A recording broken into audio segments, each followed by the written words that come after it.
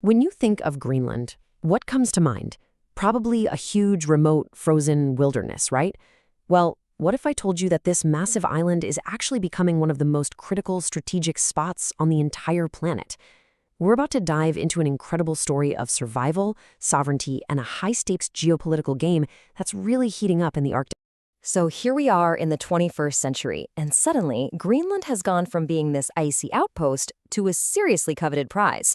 It's drawn the attention of global superpowers and, believe it or not, setting the stage for a whole new kind of Cold War. And the tension just exploded back into the headlines in 2025. After his re-election, President Trump brought back an idea that sounded pretty shocking just a few years before. The idea that the United States should just buy Greenland from Denmark. But this time, the whole proposal had a much more aggressive feel to it. And just listen to the shift in the language here. By early 2026, advisors like Stephen Miller weren't talking about a purchase anymore. They were framing it as a right to take territory. I mean, that kind of rhetoric sent absolute shockwaves through the international community. It made it crystal clear this was not some casual real estate deal. Which, of course, leads us to the big question we're going to tackle in this explainer. Why?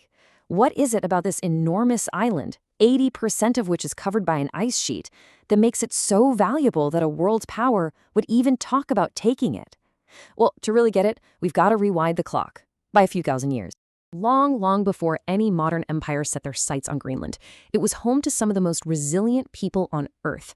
Their story is just an incredible tale of adaptation in one of the world's most brutal environments.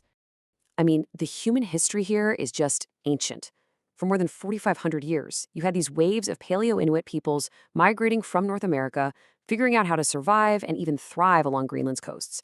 From the Sakak people with their amazing stone tools to the Thule, the direct ancestors of today's Inuit, this land was defined by indigenous ingenuity way before any European ships ever showed up.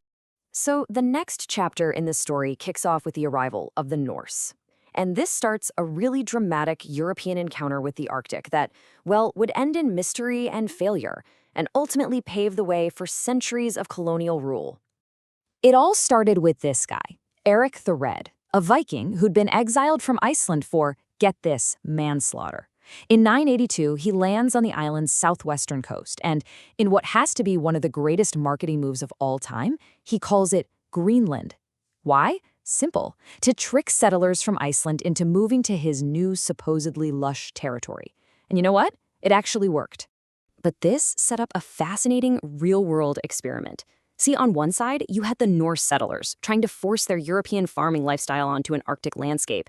And on the other, you had the Thule Inuit, who had absolutely perfected hunting techniques that were tailor-made for that exact environment. So here's the kicker. When the climate started to cool down during the Little Ice Age, the rigid Norse society just collapsed. Their settlements were abandoned, but the adaptable Thule, they thrived, and once again became the sole inhabitants of the entire island. But, of course, the island wasn't left alone for long. In 1721, Denmark-Norway came back. They weren't looking for lost Vikings this time. They were there to set up missions and trade. And this marked the beginning of modern colonial history and a relationship with Denmark that defines Greenland to this very day. Okay, let's fast forward to the 20th century, because this is where things really start to build. This period saw Greenland get thrust onto the world stage, transforming from a remote Danish colony into a self-governing nation, trying to navigate the very tricky currents of global politics. World War II and the Cold War changed absolutely everything. Greenland's location made it strategically vital for the U.S. military. The Thule Air Base became a cornerstone of America's nuclear defense strategy. But this all came at a cost. Local Inuit communities were displaced to make the base bigger. And then, in 1968, a B-52 bomber carrying nuclear weapons crashed nearby, a terrifying incident whose full environmental impact is honestly still being debated. So, in the shadow of all this strategic tension, the people of Greenland were pushing hard for more control over their own lives. It was a gradual journey, but a persistent one. From becoming a Danish county in 1953 to getting home rule in 79, and then the huge Self-Government Act of 2009, Greenland has been steadily clawing back its sovereignty piece by piece. And that brings us right back to today. This is where all those threads we've been talking about, the history, the climate, the geopolitics, are all converging to create a future for Greenland that's frankly filled with risk, but also with just immense possibility. If you really want to understand the dilemma Greenland is in right now, you have to start with this one number. Around 60% of its entire national budget comes from an annual subsidy from Denmark. Now, this economic lifeline gives them stability, sure, but it's also the single biggest hurdle on their path to full independence. But then there's this. This is the potential key to unlocking that economic dependency. An estimated 90 billion barrels of oil, not to mention vast deposits of rare earth minerals, are thought to be lying right under Greenland's melting ice. And this is the immense wealth that's fueling the debate inside Greenland. Is it worth the environmental risk to finally achieve true sovereignty? And that debate is so incredibly intense because right now, their economy is dangerously one-dimensional. A staggering 85% of all their exports comes from fishing.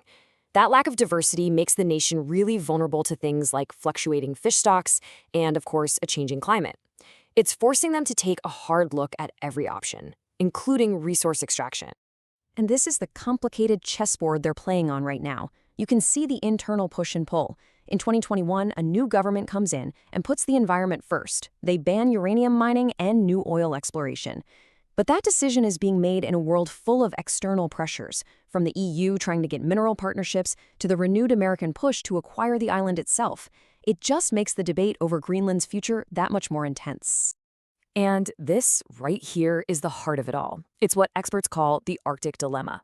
For Greenland, climate change is both an existential threat that's destroying traditional hunting grounds, and at the same time, it's a perceived economic opportunity uncovering unimaginable wealth. It's this paradox that has put Greenland right at the center of the world's attention. So we're left with the ultimate question. Greenland is standing at a historic crossroads. It's caught between its economic reliance on Denmark, the incredible lure of resource wealth, and the constant pressure of superpowers. The path it chooses next won't just decide its own future. It's going to help shape the future of the entire Arctic.